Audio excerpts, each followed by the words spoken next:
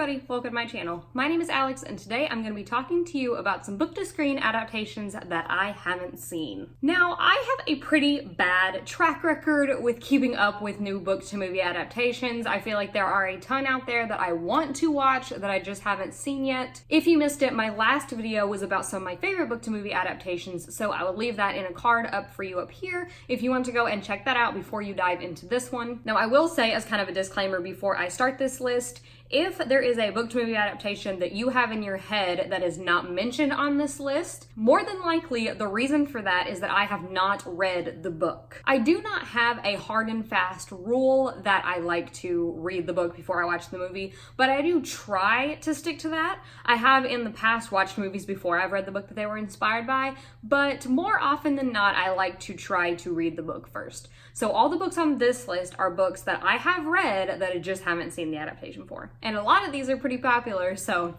feel free to roast me in the comments. So without further ado, let's get started. So the first one I'm going to be talking about is a book-to-TV adaptation, and that is You by Caroline Kepnes. You is told in a second-person perspective, and you are following this guy named Joe, and he starts to stalk this woman named Beck. But he tells the story in second-person perspective, so it's like he is talking to you.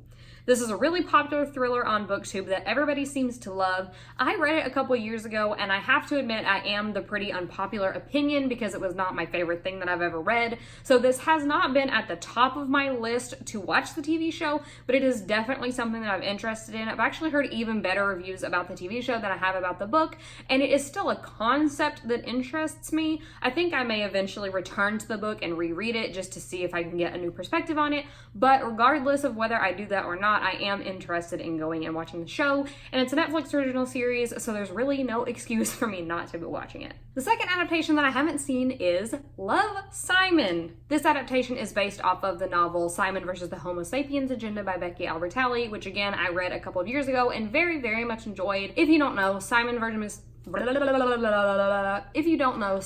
the Homo Sapiens Agenda follows our main character Simon, who is gay but not out. And he winds up emailing back and forth with this other boy that goes to his school named Blue, and they start to form a friendship/relationship, but he doesn't know who Blue is. And it turns out Simon ends up getting blackmailed and being threatened to be outed, and he's having to deal with that. This is just one that slipped by me somehow. I haven't had the opportunity to find it and watch it. I never went to see it in the theaters. I think that it's available on Hulu, but you have to have an extra add-on, like the HBO add-on or something like that, which I don't have. So I haven't had access to watch it, but I've heard nothing but incredible things about this movie.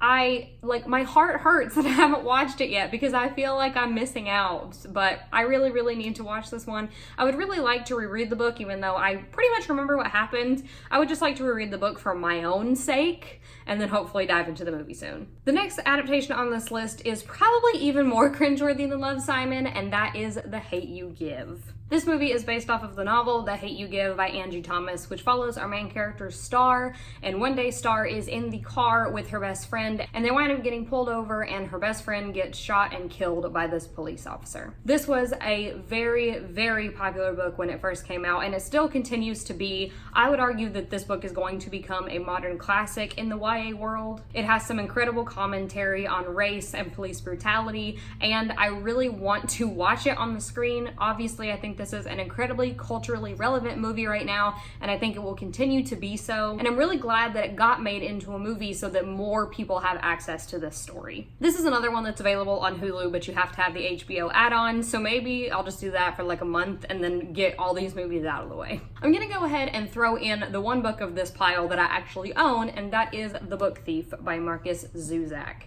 This is much beloved by a lot of people here on BookTube. This book follows our main character, Liesel, who is a German girl living in World War II, and her family winds up taking in a Jew. This is one that took me a while to get through. It is a little bit dense in my opinion, but it really, really stuck with me. It's a very harrowing story that I feel like everybody should read. This is a very important and quintessential piece of World War II literature. And this is one that, again, I feel like is going to translate very well onto the screen. I know a lot of people in my real life that have watched the movie but haven't read the book, so I do want to watch the movie movie to try to be in that conversation and see how it compares to the book, but again, I just haven't gotten the opportunity to do that. Another one that I really have no excuse for not having watched is Room.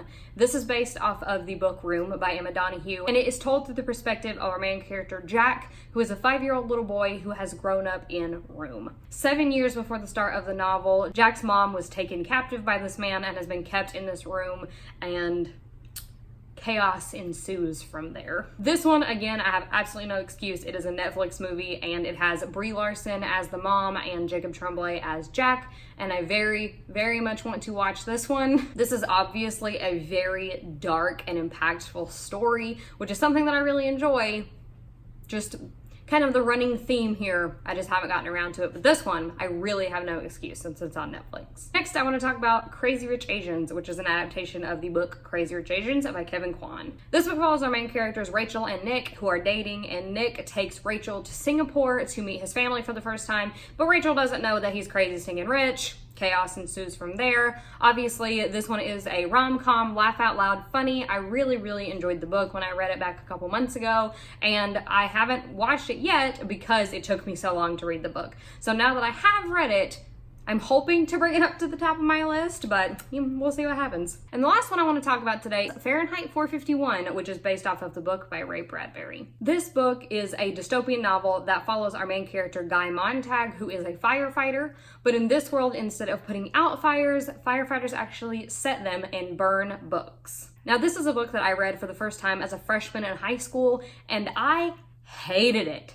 When I first read it, I always said that it was like my least favorite book of all time, and then I read Moby Dick and that changed. But I did reread Fahrenheit 451 just a couple months ago and really, really enjoyed it the second time around. This adaptation stars Michael B. Jordan as Guy Montag, and I just love him as an actor, so I'm really hoping that he will do a good job of bringing this character to life. I believe that this one is on Hulu as well, so y'all can see I have access to about half of these and I just haven't done it yet. So let me know down in the comments which one I should get to first. So that is it for some of the book to movie adaptations that I haven't seen yet. Again, if you're thinking of one in your head, like Dumplin', for example, that has been made into a movie, I just haven't read the book yet, which is why it is not on this list. So let me know down in the comments if you have read or seen any of these adaptations and what your thoughts are in them, and let me know which one I should get to first. If you like what you saw today, don't forget to hit the thumbs up button as well as the subscribe button so that you don't miss any of my content. So until next time, bye!